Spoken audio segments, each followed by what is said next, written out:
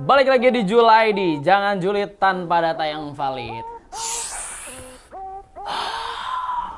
Gue tuh tadi tuh lagi bernafas karena kabar-kabarnya nih ya, akan ada 3 partai politik yang punya nafas yang sama juga.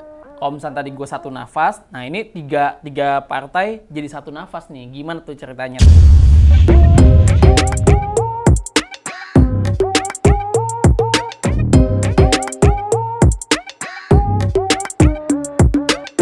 Jadi Gen People, jadi ceritanya gini, belum lama ini Sekretaris Majelis Tinggi Partai Demokrat Andi Malarangeng mengatakan komunikasi yang lebih intensif terjalin antara Partai Nasdem dan PKS. Nah emang banyak banget orang yang udah menduga kalau misalkan PKS, Partai Demokrat, dan juga Partai Nasdem itu akan membuat koalisi.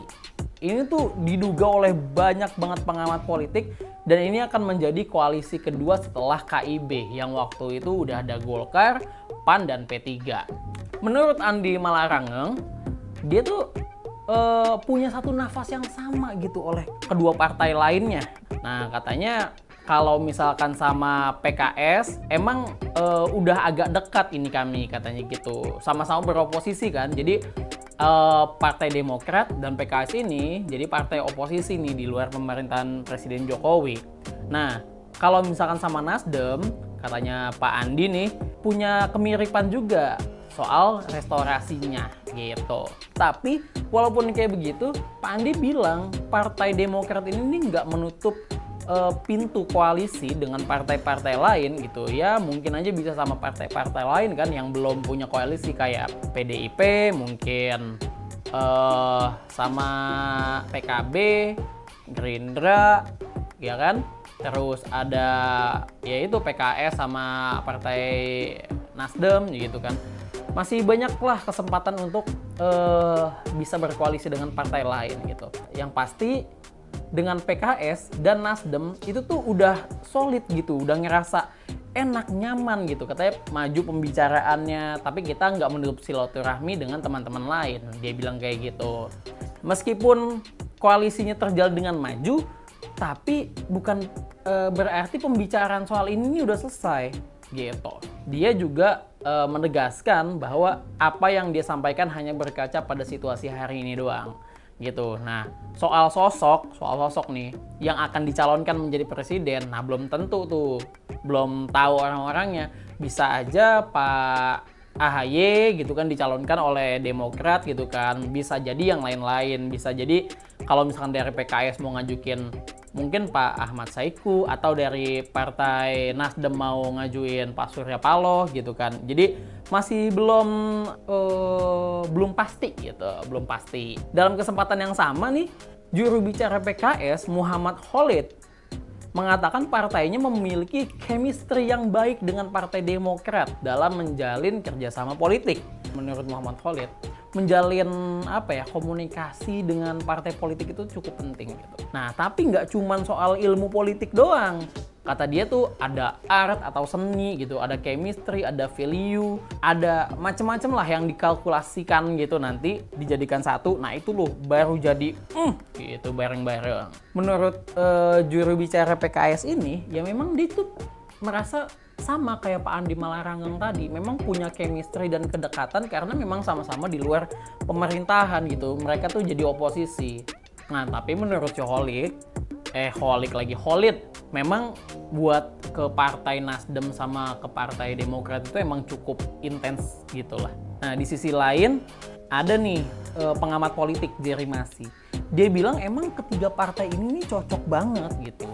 Apalagi karena Partai Nasdem itu sudah sudah menentukan gitu kira-kira calonnya ya dari rakernasnya mereka gitu kan. Nah, dari rakernasnya mereka itu kayak sudah menentukan yang paling nomor satu tuh di situ tuh dalam pemilihan itu Pak Gubernur DKI Jakarta Anies Baswedan. Nah, kata Jerry Masi, bisa jadi memang Pak Anies Baswedan sama Pak AHY disatuin tuh. Kata dia cukup klop kok. Jadi kayak nuansa-nuansa anak-anak muda gitu. Nah, menurut Pak Jerry itu kayaknya ya nggak bakal lama lah koalisi ini bakal terbentuk gitu. Tinggal nunggu momentum yang pas aja supaya mereka ini bisa berjalan bertiga nih. Tapi kan yang namanya koalisi ya, kalau menurut gue biasanya itu kan di tikungan-tikungan terakhir tuh baru nih gesit sana sini. Lagi pula kalau misalkan berkoalisi itu kan banyak perhitungannya, nggak cuman sosok satu sama lain aja, tapi kan banyak banget kayak ideologinya seperti apa gitu. Mungkin ketiga partai ini punya kedekatan yang sama gitu. Yang satu PKS dengan Demokrat sama-sama di luar pemerintah. Nah, si Demokrat sama Nasdem itu punya mungkin ideologinya yang hampir-hampir mirip. Jadi memang cukup cocok gitu Anies Baswedan dengan Pak AHY. Lagi pula punya energi anak muda itu tuh cukup baik gitu untuk mendapatkan suara dari kalangan anak-anak muda. Tapi kan kita nggak tahu ya anak-anak muda sekarang tuh suka nggak sama pembahasan politik. Jadi kalau misalkan menyasar ke anak-anak muda kan belum tentu juga, Pak. Walaupun demikian, kita sih sangat berharap koalisi kedua ini tuh muncul gitu. Supaya kita tuh bisa tahu kan koalisi KIB udah terbentuk, entah koalisi yang mana, siapa tahu nanti Gerindra mau bikin koalisi juga sama PKB, atau PDIP pengen bikin koalisi juga, atau kayak gimana. Jadi semakin cepet tuh semakin baik. Jadi nanti kan kita kelihatan nih calonnya siapa, jadi bisa menentukan dari jauh-jauh hari. Kalau misalnya dadakan kan susah gitu kan. Sama aja kalau misalnya kita ngerem mendadak ya kan, yang ada nabrak. Takutnya kayak gitu. Lagi pula kalau misalkan memang semakin cepat, jadi tuh kita bisa ngelihat dulu track record sosok yang akan dicalonkan ini gitu. Jadi nggak secara mendadak.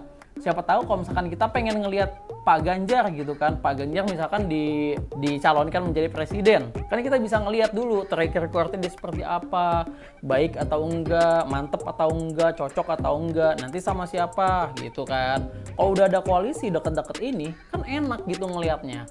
Misalnya Pak Anies Baswedan, dia udah bikin apa aja, dia udah ngelakuin apa aja gitu kan. Atau Pak Prabowo yang dari dulu berapa kali dia ikut pilpres, berapa ya?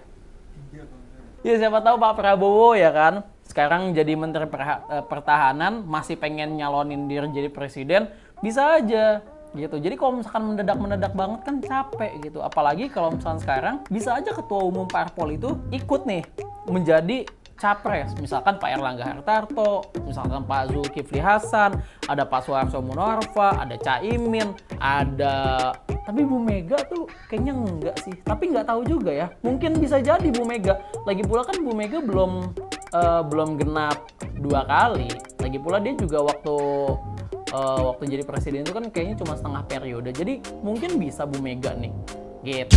Coba tulis di kolom komentar siapa sih sosok calon presiden dan calon wakil presiden yang cocok banget diusung sama Partai Nasdem, Demokrat, dan PKS. Kira-kira siapa? Kan kita udah punya gambaran nih. Kalau dari ketum Demokrat ada Pak AHY, kalau misalkan dari ketum PKS ada Ahmad Saiku, kalau misalkan ketum Nasdem, kalau Nasdem kan udah bikin ini ya, udah kayak hampir pasti kayaknya akan mengusung Pak Anies Baswedan. Nah, kira-kira dari 3 orang ini nih siapa nih yang paling cocok untuk menjadi presidennya? Atau yang jadi cawapresnya siapa nih? Gitu ya. Pokoknya segitu aja dulu Gen People. Semoga kalian sehat-sehat terus sampai di Pilpres 2024 ya. Sekarang ini masih Covid. Jadi kita berharap teman-teman menjaga kesehatan, jangan lupa cuci tangan, pakai hand sanitizer, kalau misalnya mau keluar pakai masker, kita imbau semuanya supaya tetap sehat. Supaya apa? Bisa nyoblos di Pilpres. Gitu. Oke, pokoknya jangan lupa download aplikasi genpi.co di App Store dan Google Play Store. Like, comment, dan subscribe. Pokoknya komen yang banyak. Kasih tahu calon presiden dan calon wakil presiden yang kalian suka. Oke, genpi.co. Tahu kamu banget.